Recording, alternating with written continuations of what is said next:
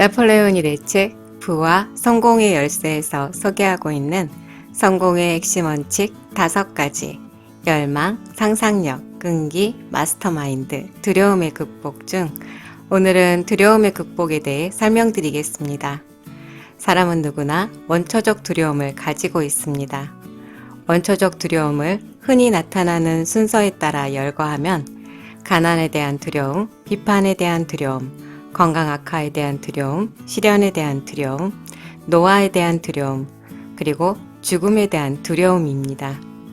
그리고 사람들은 이 중 몇 가지가 결합한 두려움에 고통을 받고 있습니다.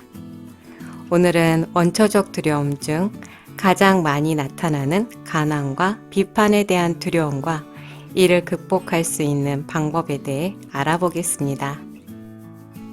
우선 가난에 대한 두려움입니다. 가난에 대한 두려움은 가장 많이 나타나는 두려움입니다. 빈곤과 부 사이에는 타협이란 없습니다. 두 길은 완전히 반대 방향입니다. 부를 원한다면 가난으로 향하는 환경은 절대 용납해서는 안 됩니다. 가난에 대한 두려움을 극복하기 위해서는 최우선적으로 열망을 가져야 합니다. 열망은 가난의 두려움을 극복하고 부를 이루기 위한 성공의 출발점입니다. 욕망이나 소망이 아닌 불타는 듯이 열렬한 열망을 이루기 위해 명확한 목표의식과 세상에 대한 열린 마음, 그리고 반드시 원하는 것을 가질 수 있다는 굳은 믿음을 키워간다면 가난에 대한 두려움을 이길 수 있습니다. 다음은 비판에 대한 두려움입니다. 비판에 대한 두려움은 인간에게서 진취성과 상상력을 파괴하고 개성을 제한하고 자립심을 말살하고 수많은 방식으로 해를 끼칩니다. 보통 가까운 친인척이나 동료들이 최악의 공격자가 됩니다. 이런 비판들은 범죄 행위로 인식해야 합니다.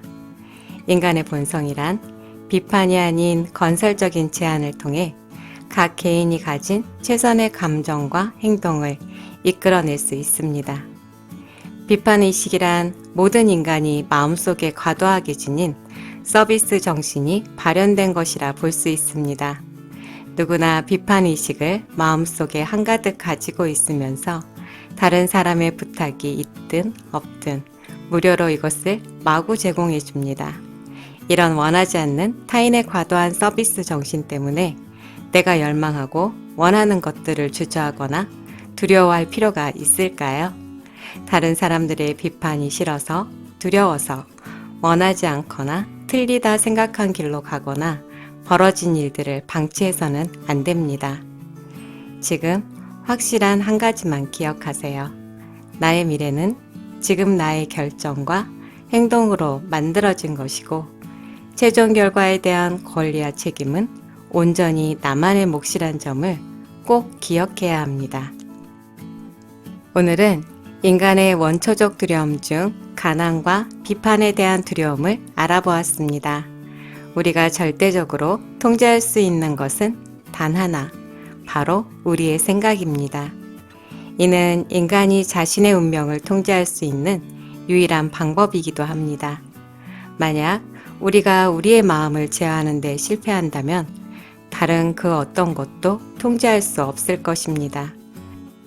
두려움을 극복하기 위해 명확한 목표의식으로 마음을 늘 바쁘게 유지하는 활기차고 긍정적인 습관 만들어 보시기 바랍니다.